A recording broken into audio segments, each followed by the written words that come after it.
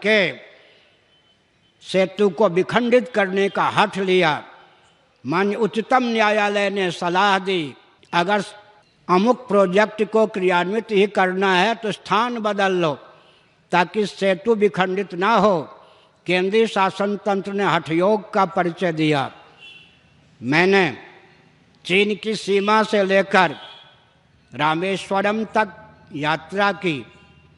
जब मैं दक्षिण भारत पहुंचा तो करुणानिधि ने वक्तव्य दिया, कहीं हमारे फाइल में वह सूचना होगी, पुरी के शंकराचार्य राष्ट्रद्रोही हैं, अंग्रेजी में उनका वक्तव्य था, उनको हम राष्ट्रद्रोह का दंड देंगे।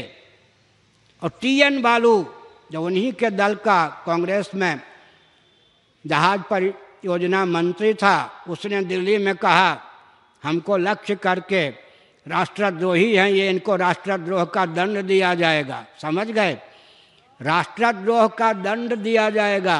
राष्ट्रद्रोह का काम करने वालों ने कहा पुरी के शंकराचार्य राष्ट्रद्रोही हैं, इनको राष्ट्रद्रोह का दंड दिया जाएगा। मैं डरा नहीं और रामेश्वरम पहुंच गया। कालांतर में भाजपा की सरकार आई। मैं किसी दल का नहीं हूँ, मैं किसी दल का होता तो ऐसी वाणी मेरी नहीं होती।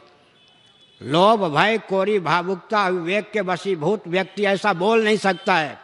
तो गडकरी जी ने पार्लियामेंट में घोषणा की श्री राम सेतु सुरक्षित है, उसे विखंडित किए बिना ही कोई योजना हम क्रियान्वित करेंगे।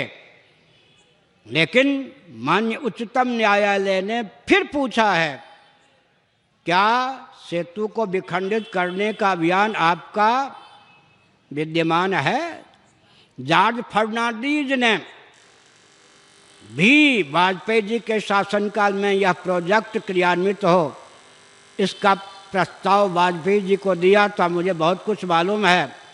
तो मैं एक संकेत करता हूँ, भाजपा अपनी घोषणा के विरुद्ध श्री राम सेतु को छूने का, उसे ध्वस्त करने का, विखंडित करने का साहस न करे। हम अभी जीवित हैं और अरबों वर्षों तक, करोड़ों वर्षों तक हमारी परंपरा उद्दीप्त रहेगी।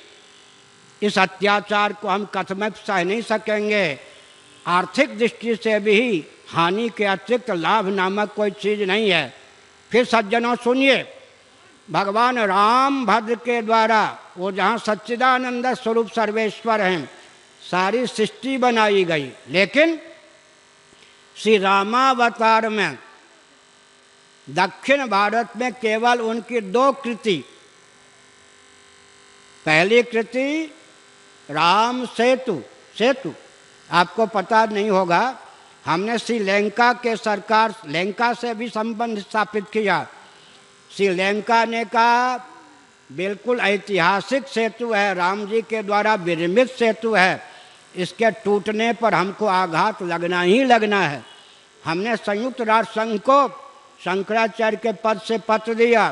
संयुक्त राष्ट्र संघ ने जो हमको उत्तर दिया, हमारे मठ में किसी फाइल में होगा, तो हम एक संकेत करना चाहते हैं सज्जनों, श्री राम सेतु विखंडित करने की परियोजना अगर भाजपा की गुपचुप है, उसे निरस्त करने का प्रयास देश पर नहीं अपने ऊपर कृपा करके करे। मैं एक संस्मरण सुनाता हूँ। जब मुझसे नहीं रहा गया, उस समय अब्दुल कलाम जी, वैज्ञानिक कलाम जी देश के राष्ट्रपति थे, उनके पास हमने व्यक्ति को